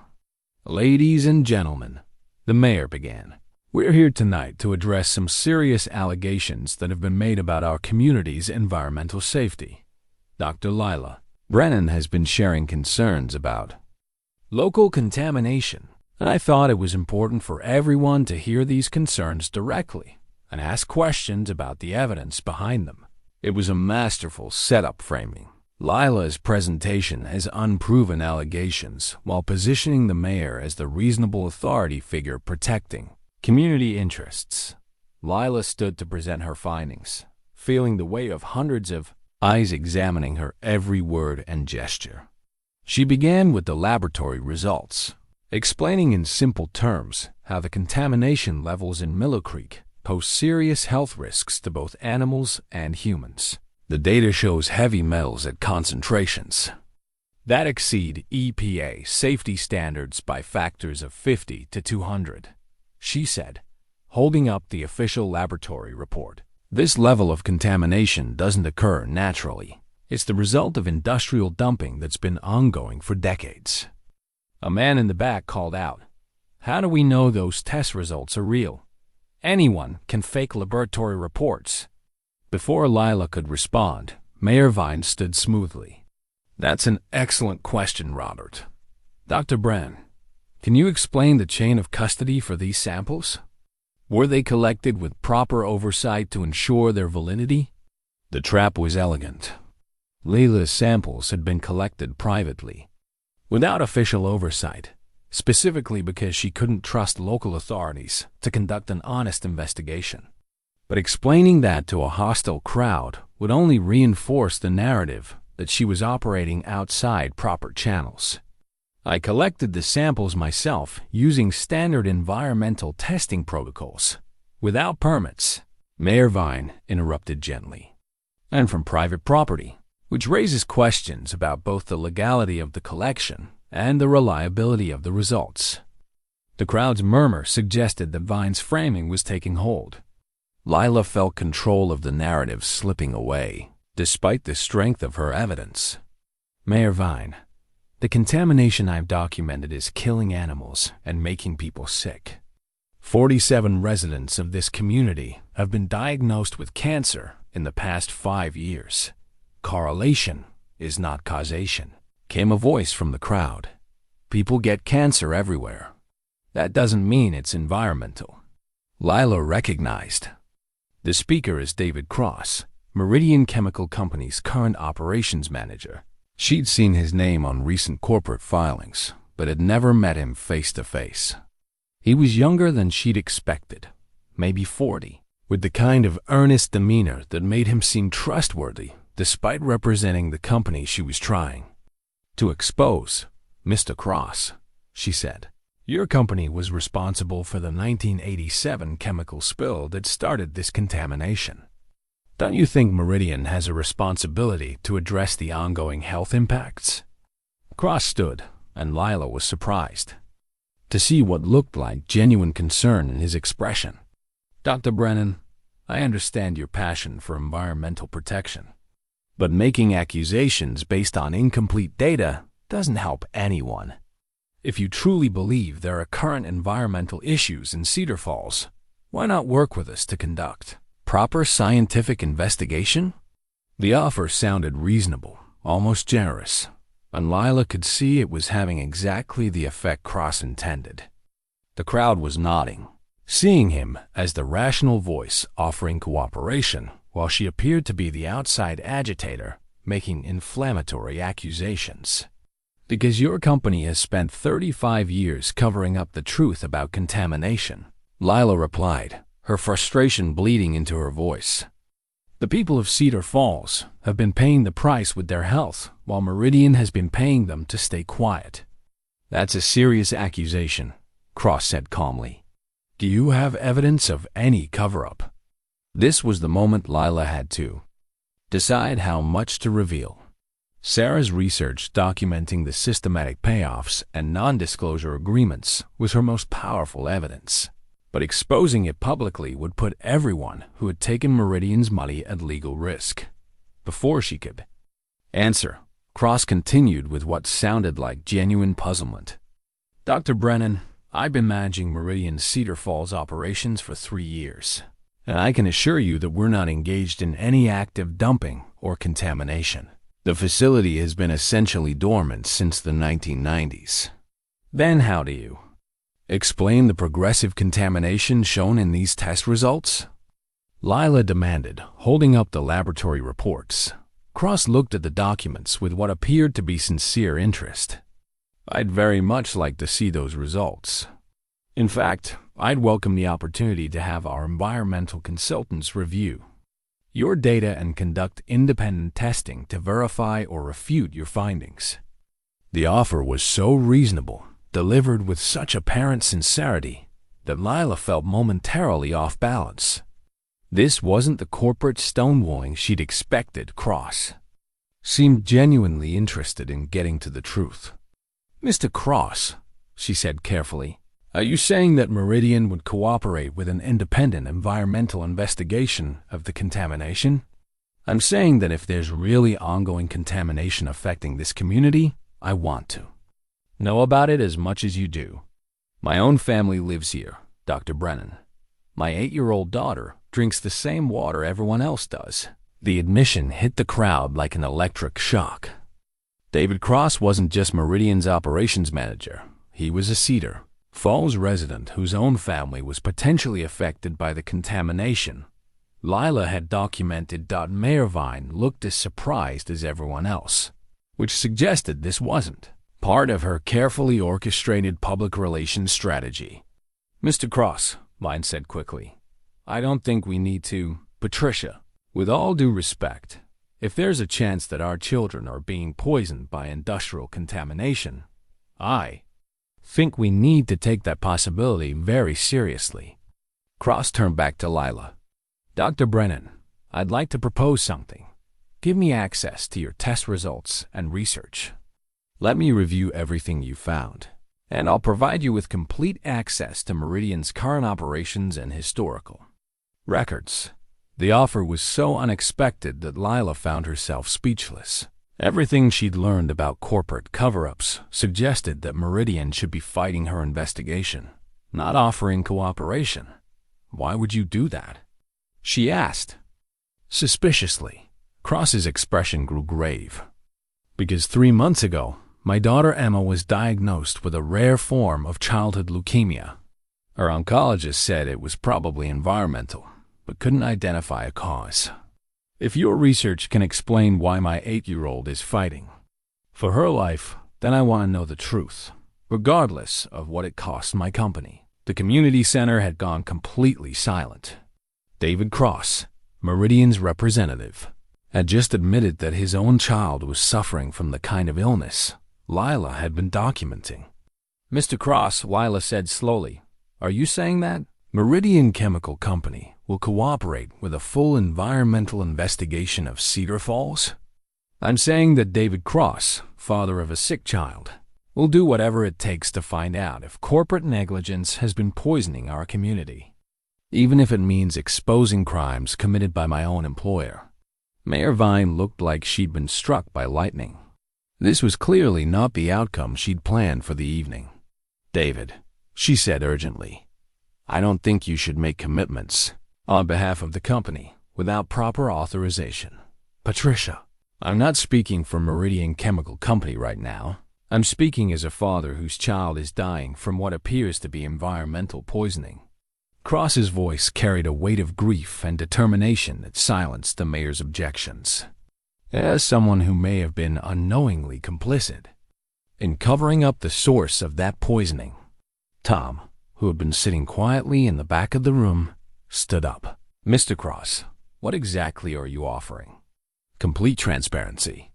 Access to all of Meridian's current operational records, historical documents, and internal communications. Independent environmental testing conducted by laboratories chosen jointly by Dr. Brennan and Meridian's environmental consultants. And full cooperation with any federal investigation that might result from what we find." The offer was so comprehensive that Lila felt a surge of hope mixed with deep suspicion. In her experience, corporate executives didn't volunteer to expose their companies to massive liability unless they had compelling personal reasons. "Mr. Cross," she said carefully, "if our investigation confirms ongoing contamination and a systematic cover-up, Meridian could face criminal charges and civil liability that could bankrupt the company. Dr. Brennan, if our investigation confirms that my negligence as operations manager has contributed to poisoning children, including my own daughter, then I deserve whatever consequences follow." Cross pulled out his phone and scrolled to a photograph, then held it up so the crowd could see. "This is Emma 3 months ago, before the chemotherapy. And this is Emma last week." The photograph showed a beautiful little girl with long brown hair transformed into a pale, bald child connected to medical equipment. The contrast was heartbreaking, and Lila could see the emotional impact rippling through the crowd. I became operations manager believing that Meridian's contamination problems were historical issues that have been properly resolved. If I was wrong about that, if the company has been lying to me while I've been lying to this community, then I want the truth exposed, regardless of the cost. Mayor Vine looked desperate. David, this is clearly an emotional decision made during a difficult time. Perhaps we should postpone any commitments until what, Patricia? Until Emma dies while we're still pretending there's no connection between her cancer and the chemicals that have been leaching into our water supply for 35 years? Cross's voice rose with anger. How many other children have to get sick before we stop protecting corporate interests over community health? The question hung in the air like an accusation. Lila could see that Cross had fundamentally shifted the dynamic of the meeting. Instead of an outside agitator making unsubstantiated claims, she was now a potential ally to a grieving father whose own child had become a victim of the contamination. Mr. Cross, Lila said, I accept your offer of cooperation, but I need to be clear about what that means. If our joint investigation confirms systematic contamination and cover-up, I will not agree to any settlement or non-disclosure arrangement that prevents the truth from being exposed. Agreed. And Dr. Brennan? I need the same commitment from you. If our investigation shows that current contamination levels are within safe limits and that Meridian has been operating in compliance with environmental regulations, will you publicly acknowledge those findings? It was a fair question, and Lila appreciated that Cross was asking for intellectual honesty rather than predetermined outcomes. Yes, I want the truth, whatever it is. Cross nodded and walked toward the front of the room, extending his hand to Lila. As they shook hands, she noticed that his palm was sweaty and his grip trembled. Slightly signs that his calm demeanor was covering enormous emotional stress. Ladies and gentlemen, Cross said, turning to address the crowd, Dr. Brennan and I will be conducting a comprehensive environmental investigation of Cedar Falls over the next several weeks. We'll be using independent laboratories, federal oversight, if necessary, and complete transparency in our methods and findings. This is highly irregular, Mayor Vine protested. Environmental investigations should be conducted through proper government channels. The proper government channels have been ignoring this problem for 35 years, Cross replied sharply. If they were going to address contamination in Cedar Falls, they would have done it after the 1987 spill. A woman in the middle of the crowd stood up.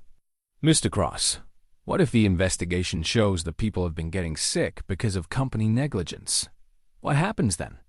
Then we face the consequences and try to make things right. Even though nothing can really make things right for families who've lost people to preventable illness. The honesty of the answer seemed to resonate with the crowd in a way that political reassurances never could have. Lila realized that Cross had done something remarkable.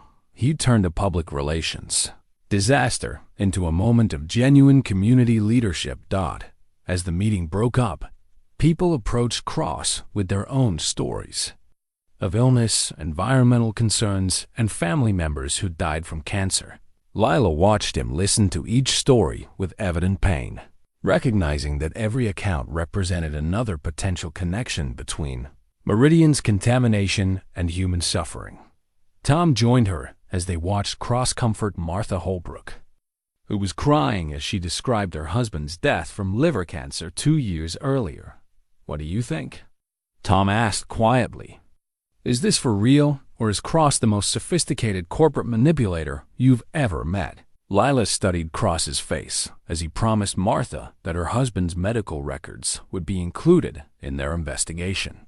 The grief and determination she saw there seemed genuine, but she'd learned to be suspicious of corporate executives who seemed too good to be true. I think he's telling the truth about his daughter's illness, she said finally. Whether he's telling the truth about everything else remains to be seen. As they prepared to leave the community center, Cross approached them with a manila envelope marked Meridian Internal Communications Confidential. Dr. Brennan, this contains email exchanges and internal memos from the past 3 years of my tenure as operations manager. I want you to review them before we begin our joint investigation. Why? Because some of what you'll find in there is going to make you question whether you can trust me. And I'd rather have that conversation now than after we've started working together. The envelope felt heavy in Lila's hands, weighted with the promise of revelations that might change everything she thought she knew about Meridian's role in Cedar Falls contamination. Mr. Cross, what exactly am I going to find in these documents? Evidence that the contamination is worse than either of us realized, and evidence that some people in positions of authority have known the truth for years while publicly denying any problems. Cross looked around the nearly empty community center, then back at Lila with an expression of absolute resolve. Dr. Brennan, I came to this meeting planning to discredit your research and protect my company's interests. But watching Emma fight for her life while I've been defending the people who may have poisoned her, I can't do it anymore. He handed her a business card with his personal contact information written on the back. Call me tomorrow after you've read those documents. Because if what I suspect is true, we're going to need federal help to expose the full scope of what's been happening in Cedar Falls. As Cross walked away, Lila realized that her investigation had just taken an unexpected turn that might prove more dangerous than anything she'd faced so far. Having an ally inside Meridian could provide access to evidence that would otherwise take years to uncover, but it also meant trusting someone whose loyalty to the company had been absolute until his own child became a victim. The manila envelope in her hands felt like Pandora's box. Once opened, there would be no returning to the careful, methodical investigation she'd been conducting. Whatever David Cross had discovered about Meridian's operations was going to accelerate their timeline and raise the stakes beyond anything she'd imagined. Standing in the emptying community center with Tom beside her and 47 documented cancer cases weighing on her conscience, Lila realized that her quiet new life in Cedar Falls was about to become very public and very dangerous indeed. The documents David Cross provided painted a picture of corporate deception so systematic and callous that Lila found herself physically sick as she read through them in Tom's kitchen at 2 in the morning. The centerpiece was Meridian's internal waste disposal schedule for the past 3 years, a detailed calendar showing monthly midnight operations where unmarked trucks transported legacy materials from storage facilities in 3 states to the abandoned Cedar Falls plant for temporary staging. The euphemistic language couldn't hide the reality. Meridian had been using the supposedly closed facility as an illegal dump site for contaminated waste from their active operations across the region. Tom, look at this, she said, pointing to an email exchange between Cross and his supervisor at Meridian's corporate headquarters. Cross has been questioning the disposal operations for months, and his supervisors have been lying to him about what's being dumped and where. The correspondence showed Cross growing increasingly concerned about unexplained truck activity at the Cedar Falls facility, soil discoloration around the old storage buildings, and elevated contamination readings from monitoring wells that corporate headquarters claimed were within acceptable parameters for a closed facility. Most damning was a memo from Meridian's environmental compliance officer, acknowledging that the Cedar Falls site was experiencing ongoing containment failures that were allowing stored chemicals to leach into the groundwater. The memo recommended immediate remediation efforts, but a handwritten note in the margin from a corporate executive read, remediation costs exceed projected liability. Continue current monitoring protocol and maintain legal defenses. They knew, Lila said, her voice tight with anger. The corporate executives knew that chemicals were actively contaminating the water supply, and they decided it was cheaper to pay legal settlements than fix the problem. Tom was reading through financial documents that showed the scope of Meridian's systematic silencing of victims. Lila, they've paid out over $8 million in medical assistance payments over the past decade, all with non-disclosure agreements attached. The medical assistance program was revealed as a cynical calculation. Meridian's actuaries had determined that providing partial funding for cancer treatments was less expensive than facing class action lawsuits, especially when the payments came with legal agreements preventing recipients from discussing their illnesses publicly or pursuing additional claims. But the most shocking revelation came in a series of emails between Meridian executives and Mayor Vine's office, showing that the mayor had been receiving substantial economic development consulting fees in exchange for discouraging environmental investigations and steering media attention away from health concerns in Cedar Falls. Patricia Vine has been on Meridian's payroll for 6 years, Lila said, scrolling through payment records. She's received over $200,000 to maintain the cover-up. The corruption network extended beyond the mayor's office. Sheriff Coleman had received funding for new police equipment in exchange for classifying environmental complaints as low-priority investigations. The local newspaper publisher had accepted advertising revenue with the understanding that environmental stories would receive minimal coverage. Even some members of the town council had been compromised through various financial arrangements. It's a complete capture of local government, Tom said grimly. No wonder every attempt to investigate the contamination has been blocked or discredited. But Cross's documents also revealed something that changed the urgency of their situation entirely. Meridian was planning a massive final disposal operation scheduled for the following week. According to internal logistics emails, the company intended to transport over 50,000 gallons of highly contaminated waste from a recently closed facility in Ohio to Cedar Falls for deep injection disposal into the underground rock formations beneath the old chemical plant. Tom, do you understand what this means? Lila asked, studying the disposal specifications. They're planning to permanently inject toxic waste into the bedrock that feeds the entire regional water system. This won't just poison Cedar Falls. It could contaminate water supplies for hundreds of miles. The geological surveys included in Cross's files showed that the underground rock formations beneath Cedar Falls were highly fractured and connected to aquifers serving communities throughout 3 counties. Deep injection of industrial waste into such formations would create contamination that might persist for centuries. Her phone rang, and Marcus's voice was tight with urgency when she answered. Lila, I've been reviewing the federal statutes that apply to your situation.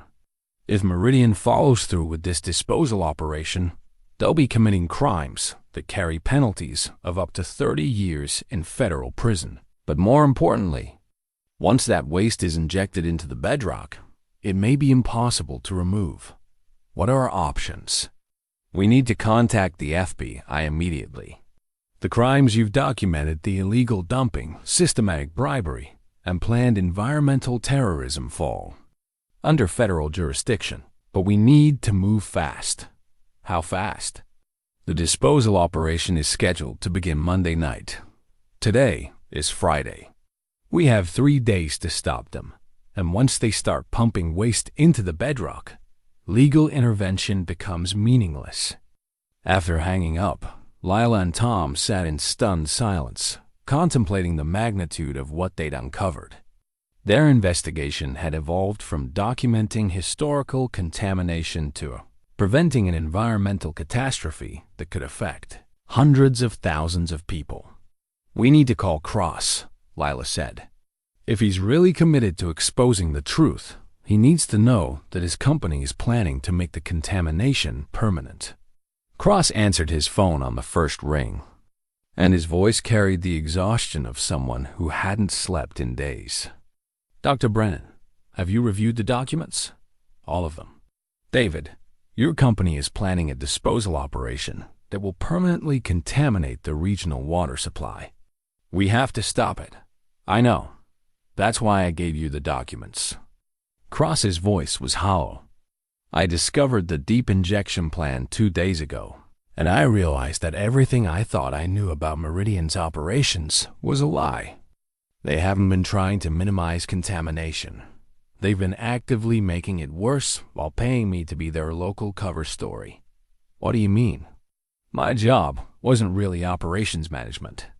My job was to be the respectable local face of Meridian's activities, the concerned community member who could reassure people that the company was being responsible. Meanwhile, they've been using the facility as a regional dumping ground and planning to make the contamination permanent.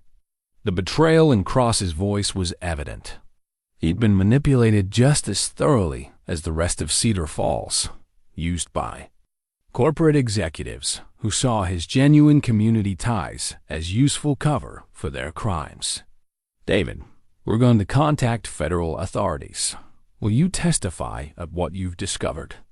I'll do more than testify. I'll help you get evidence of the disposal operation itself. The trucks are supposed to arrive Sunday night, and the injection process begins Monday at midnight. If we can document the actual dumping, we'll have definitive proof of federal environmental crimes. That sounds incredibly dangerous. Everything about this situation is dangerous now. But Lila, if we don't stop this disposal operation, Emma and every other child in the region will be drinking contaminated water for the rest of their lives. I can't live with that. They arranged to meet Saturday evening to plan their approach to documenting Meridian's final disposal operation. But, as Lila prepared to hang up, Cross's voice stopped her. Dr. Brennan, there's something else you need to know. The documents I gave you, I stole them from corporate headquarters when I drove to Billings yesterday. Meridian's security department knows they're missing, and they know I took them. What does that mean? It means that by tomorrow, I'll probably be fired and possibly arrested for industrial espionage. And it means that anyone helping me could face similar charges. The legal exposure was staggering. By accepting stolen corporate documents, Lila and Tom had potentially made themselves accomplices to industrial espionage. But the alternative, allowing Meridian to permanently contaminate the regional water supply, was unthinkable. David, why didn't you tell me the documents were stolen? Because I knew you wouldn't take them if you understood the legal risk. And because some truths are worth going to prison to expose. After the call ended, Tom helped Lila organize their evidence into packages for federal authorities, knowing that once they contacted the FBI, their lives in Cedar Falls would be forever changed. Are you ready for this? Tom asked as they sealed the final envelope of documents. Lila thought about Sarah's diary, about the 47 cancer cases documented in her research, about Emma Cross fighting childhood leukemia, and about the 50,000 gallons of toxic waste that Meridian planned to inject into the bedrock beneath their community. I'm ready to stop them, she said, whatever it costs. As they prepared to contact federal authorities, both of them understood that they were crossing a line from local investigation to national environmental crisis.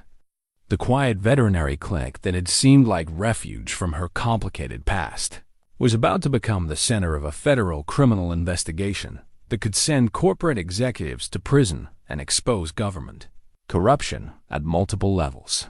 But, looking at the evidence spread across Tom's kitchen table, Lila knew they had no choice. Some truths demanded to be exposed, regardless of the personal cost to those brave enough to bring them to light.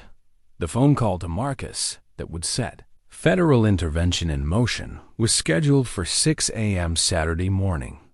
By Sunday, FBI agents would be on their way to Cedar Falls, and by Monday night, the final confrontation between corporate criminals and the people fighting to expose them would determine the environmental future of the entire region. Lila had come to Cedar Falls seeking peace and healing after her divorce. Instead, She'd found a purpose worth fighting for and a love worth protecting. Now she had to hope that would be enough to sustain her through the most dangerous days of her life. The FBI surveillance van was disguised as a cable television repair truck, parked in the woods overlooking the abandoned Meridian facility at 11:30 p.m. Monday night. Special Agent Sarah Chun, no relation to the late Dr. Chun, had flown in from Denver with a team of environmental crime specialists after reviewing the evidence Marcus had provided through official channels. Dr. Brennan, Mr. Hartwell, you need to understand that what we're about to document tonight could result in federal charges that put people in prison for decades, Agent Chun said as she checked the video recording equipment. Once we have evidence of active environmental crimes, there's no negotiating with the perpetrators. Lila adjusted the night vision scope she'd been assigned and tried to calm the adrenaline coursing through her system. 3 days of federal preparation had led to this moment, the chance to document Meridian's final disposal operation and provide definitive proof of crimes that could contaminate water supplies for generations. Agent Chun, how certain are we that they're actually going through with the disposal tonight? Tom asked. David Cross confirmed the truck convoy left Ohio yesterday morning.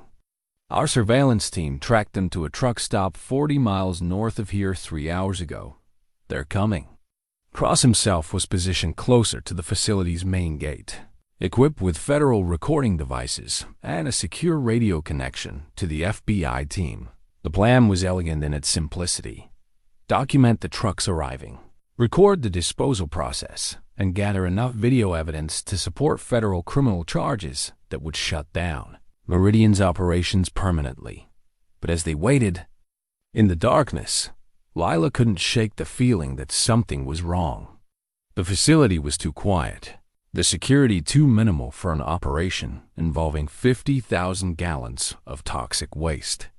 Agent Chun, she whispered into her radio, shouldn't there be more security for an operation this size? Cross indicated that Meridian keeps security minimal to avoid attracting attention. The fewer people who know about the disposal operations, the easier it is to maintain plausible deniability.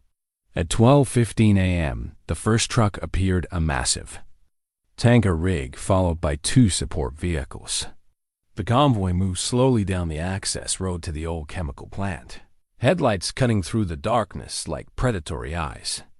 This is it, Agent Chun said, beginning her official recording.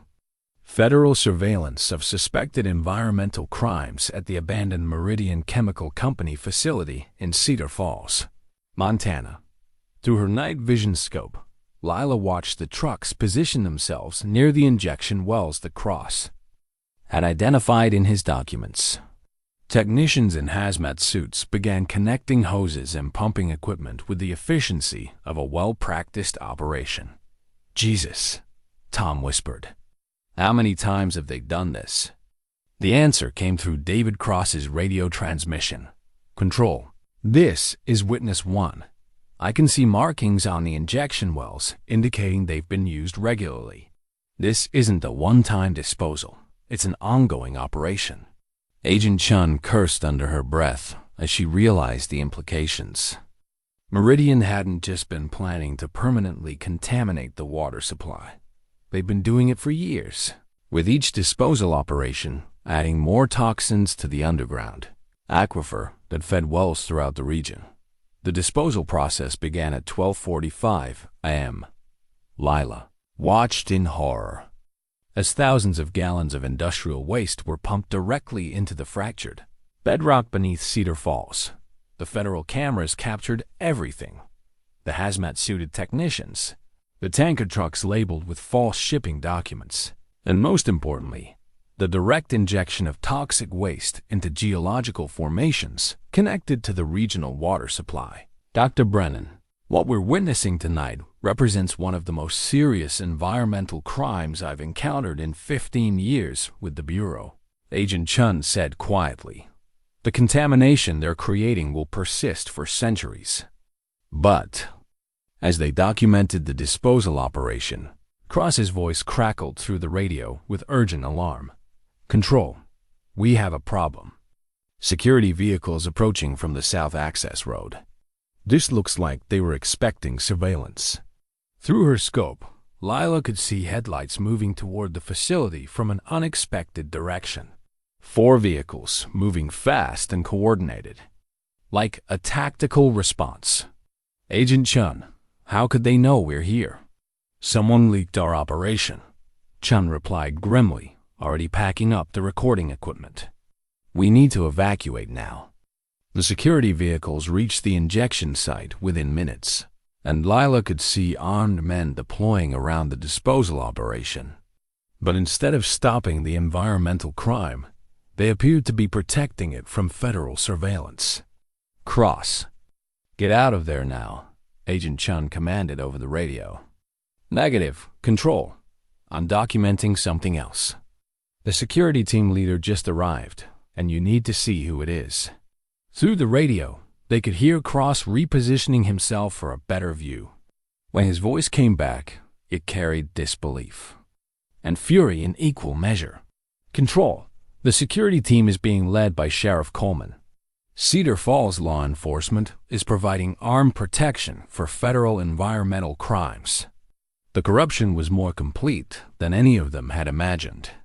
Local law enforcement wasn't just ignoring Meridian's illegal disposal operations. They were actively protecting them from federal investigation. "Cross, you're compromised," Agent Chun said urgently. "Extract immediately." "Wait, there's more. I can see Mayor Vine arriving in her personal vehicle. She's coordinating with the security team." The scope of the conspiracy was staggering. Not only was Meridian committing massive environmental crimes, but they were doing so with the active protection of local government and law enforcement officials. Suddenly, Cross's radio went silent. "Witness 1, respond," Agent Chun called. "David, are you there?" Nothing. Through her night vision scope, Lila could see flashlight beams moving in the area where Cross had been positioned. The security team had found him.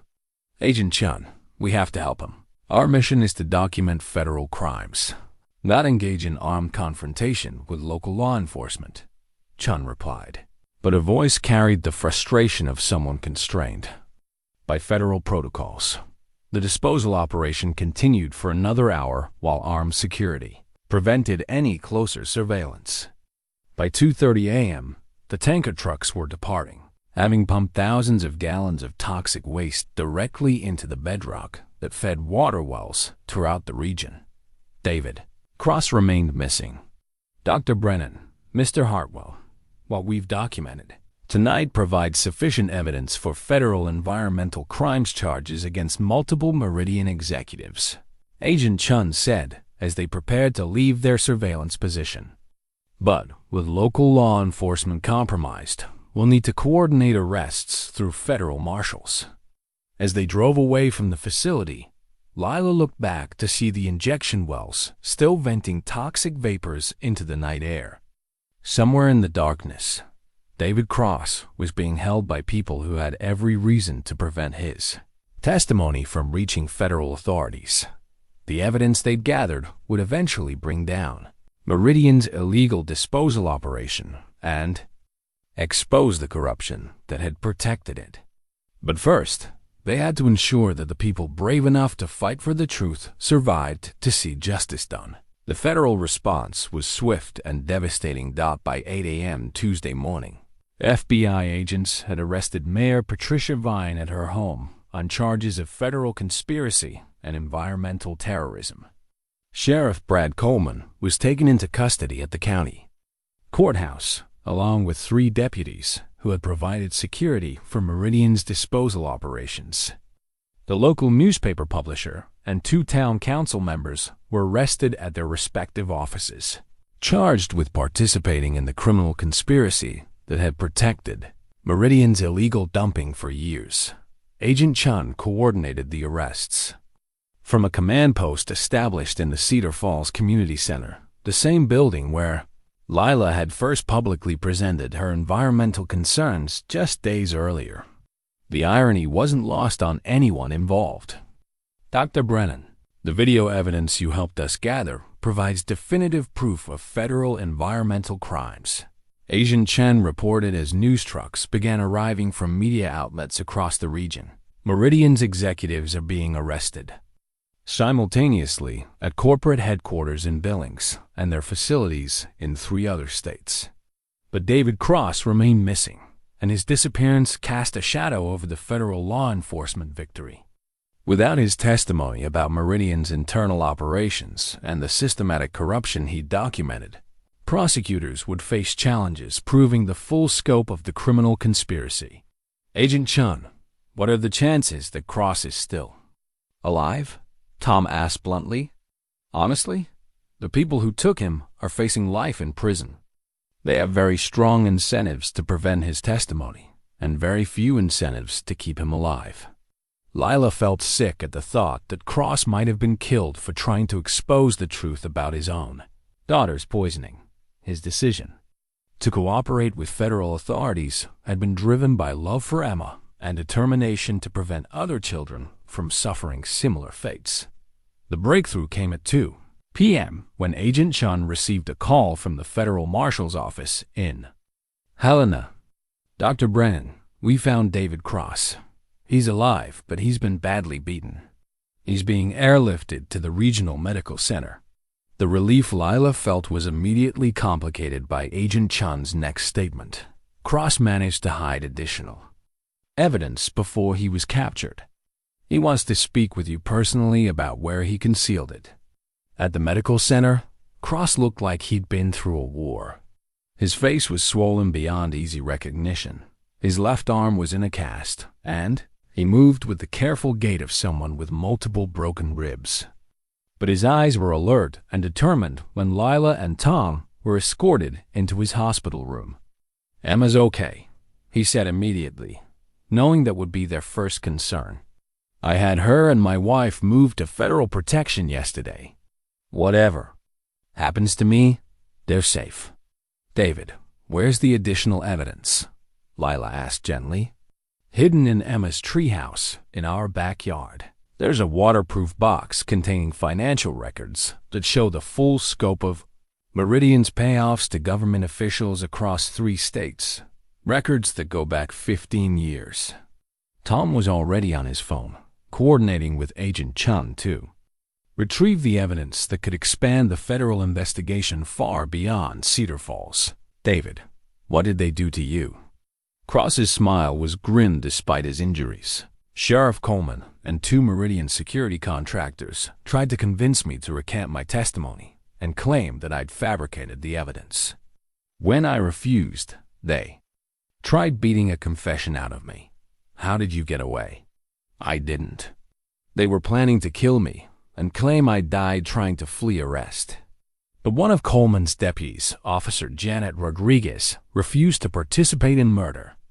She helped me escape and drove me directly to the FBI field office in Great Falls. The revelation that not all of Cedar Falls law enforcement had been corrupted provided a small bright spot in the darkness of systematic corruption that had protected Meridian's crimes for decades. Agent Chun arrived with news that the evidence from Emma's treehouse had been recovered and was already providing leads for additional arrests. Cross, the financial records you hid show payoffs to officials in 7 Montana counties and 2 other states. This conspiracy is larger than we initially understood. How much larger? Lila asked. Meridian appears to have been operating illegal disposal sites throughout the region, all protected by systematic corruption of local government and law enforcement. We're looking at potentially hundreds of victims and contamination that affects multiple watersheds. The scope of Meridian's crimes was staggering, but so was the federal response.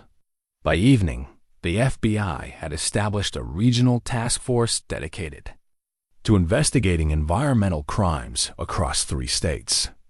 The video evidence Lila had helped gather at the Cedar Falls facility would serve as the foundation for prosecutions that could result in life sentences for corporate executives and corrupt government officials. But the most important validation came when Agent Chun handed Lila an official EPA report that had been expedited through federal channels. Dr. Brennan, this confirms your original laboratory results and extends them across the entire region. The contamination you first identified in Miller Creek is part of a systematic poisoning that has affected water supplies serving nearly 200,000 people. The document was proof that her quiet investigation of a sick puppy had uncovered one of the largest environmental crimes in Montana's history. 47 cancer cases in Cedar Falls were just the tip of an iceberg of human suffering caused by decades of corporate environmental terrorism. What happens now? Tom asked. Now we start the cleanup, Agent Chun replied. Federal emergency declarations, comprehensive environmental remediation, and medical monitoring for everyone who's been exposed to contamination. It will take years and cost hundreds of millions of dollars. But we're going to fix what Meridian broke. As Lila looked out the hospital window at the town of Cedar Falls spread below, she realized that their investigation had accomplished something remarkable. A community that had been silenced by fear and corruption for 35 years was finally free to demand justice and healing. The Federal Environmental Protection Agency report in her hands represented more than legal vindication. It was validation. That sometimes quiet people fighting for truth could expose even the most powerful conspiracies and force accountability that seemed impossible. 6 months later, the memorial garden dedicated to Dr. Margaret Chen and all victims of Meridian's contamination was officially dedicated in a ceremony that drew visitors from across the region. The bronze plaque mounted on a granite boulder at the garden center bore a simple inscription: in memory of those who suffered in silence, and in honor of those who found the courage to speak truth to power. Dr. Margaret Chen, Sarah Hartwell, and all victims of environmental injustice. May their legacy inspire others to protect the vulnerable and defend the earth we share. Lila stood beside the memorial with Tom, David Cross, and Emma, whose hair had grown back in soft brown curls as her leukemia moved into remission.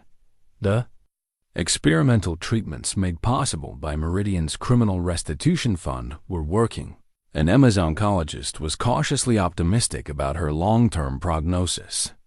Dr. Brennan, Emma said, tugging on Lila's hand, my dad says you're the reason I'm getting better. Your dad is the reason you're getting better, Lila replied, ruffling Emma's curls. He was brave enough to tell the truth even when it was dangerous. The transformation of Cedar Falls over the past 6 months had been remarkable. The comprehensive environmental cleanup ordered by federal courts was nearing completion, with contaminated soil removed and water treatment systems installed throughout the affected areas. Independent monitoring showed that contamination levels were dropping steadily towards safe levels for the first time in 35 years. More importantly, the community itself had been transformed by the exposure of truth that had been suppressed. For decades, families who had suffered in isolation, believing their illnesses were random tragedies, now understood the environmental causes of their losses and were supporting each other through the healing process. The federal prosecutions had been swift and severe. Meridian Chemical Company had been dissolved, its assets liquidated to fund environmental remediation and victim compensation. Former Mayor Patricia Vine was serving a 15-year federal sentence for conspiracy and environmental terrorism. Sheriff Coleman had received 12 years for his role in protecting criminal operations. Corporate executives, including Meridian's CEO and environmental compliance officer, were facing sentences that would keep them in federal prison for the rest of their lives. The legal part is finished, Marcus said, joining the group at the memorial. His presence at the ceremony marked the completion of a personal transformation that still amazed Lila. After resigning from his corporate law firm, he'd established a nonprofit legal organization dedicated to representing environmental crime victims. But the real work is just beginning. The nonprofit Marcus had founded was already handling cases in 4 states, using the legal precedents established by the Cedar Falls prosecution to expose corporate environmental crimes that had previously been protected by corruption and intimidation. The model they developed, combining scientific evidence with federal law enforcement, was being replicated by environmental advocates across the country. Tom squeezed Lila's hand as they watched children playing on the new playground equipment that had been installed near the memorial garden. The playground was built on soil that had been completely remediated, with groundwater that tested clean for the first time since the 1987 chemical spill. "Any regrets about giving up the quiet life you came here looking for?" he asked. Lila considered the question seriously.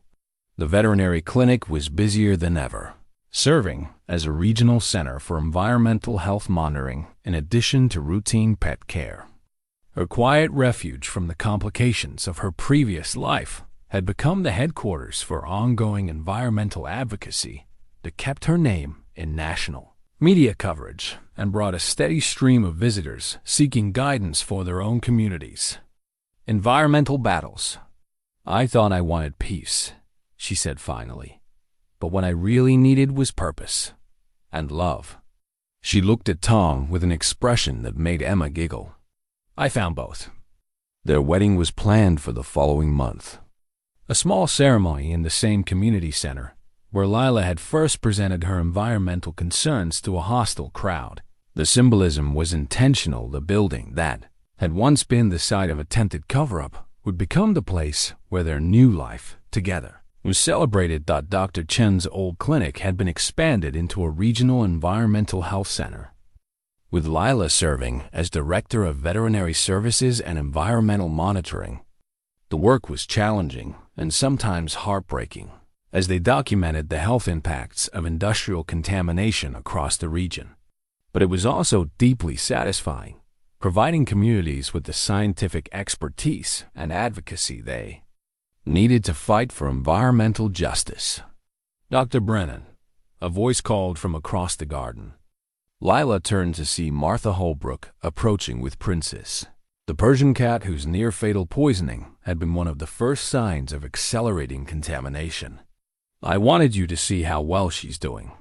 Princess looked magnificent, her coat lustrous, her eyes bright, moving with the fluid grace of a healthy cat. The transformation was as dramatic as any medical miracle Lila had witnessed. "Martha, she's beautiful." "Clean water makes all the difference," Martha said, scratching Princess behind the ears. "For all of us." As the memorial ceremony concluded, Lila found herself reflecting on the journey that had brought her from a betrayed divorce, seeking refuge, to an environmental advocate whose work was helping communities across the country. The path had been dangerous and painful, marked by threats, violence, and the constant pressure of fighting powerful interests determined to suppress the truth. But standing in the memorial garden, surrounded by people whose lives had been transformed by their collective courage to expose environmental crimes, Lila understood that some purposes were worth any sacrifice. The sick puppy that Jim Walsh had brought to her clinic 8 months earlier had been the key that unlocked a conspiracy of silence that had poisoned a community for decades. That puppy's suffering had meaning now, part of a larger story of environmental justice that would protect children like Emma for generations to come. The memorial plaque caught the afternoon sunlight, its bronze surface warm to the touch and engraved with words that captured the essence of what they'd accomplished. Truth spoken to power, justice served, and a community healed through the courage of ordinary people who refused to accept preventable suffering as inevitable. Lila had come to Cedar Falls broken and seeking peace. She was leaving it whole and committed to fighting for environmental justice wherever corporate crimes threatened vulnerable communities. The transformation was complete, and the future, however challenging, looked bright with possibility.